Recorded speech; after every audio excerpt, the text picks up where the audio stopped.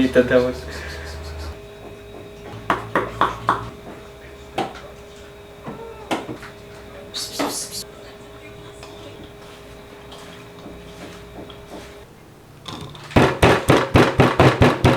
Ako, dapat pala wala sila dito. Masyadong ma-aromatic itong mga ano. Tapos yung sili mamaya. Lalanghatin nyo yung sili.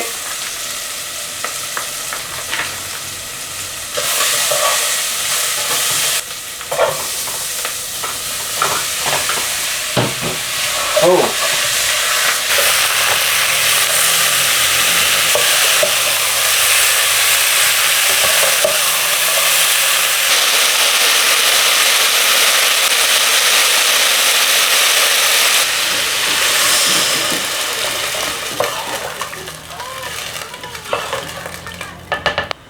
Sili na.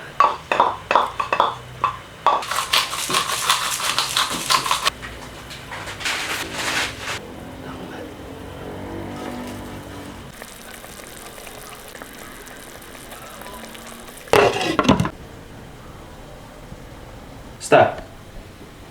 Parang may.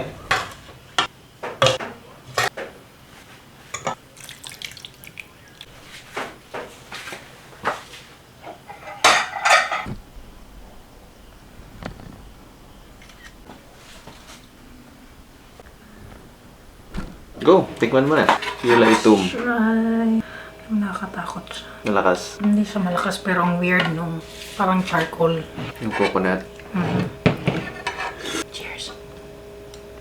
It's kind of weird pero hindi mo malakas ang spices niya. Is it supposed to be spicy? Sakto lang. Depende sa'yo. Okay siya. May nalasangkang sunog na coconut. Wala. I mean, napanood ko kasi kanina kung paano. May nalasangkang lasang sunog. Wala. Pero ang weird lang yung texture nung... Burnt coconut. Oo. Parang siyang sinanglaw o pinapaitan na may gata.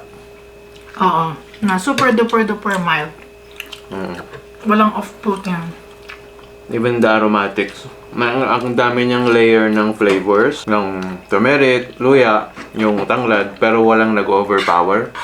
It all comes together. Okay siya actually. Manamis-namis na beefy na aromatic.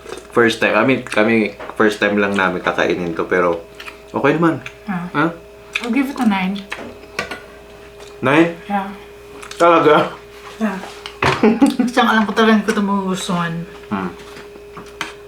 So don't judge the book by its cover. Yeah. Ang sarap niya actually. Parang ang kumasardanan nga kanan.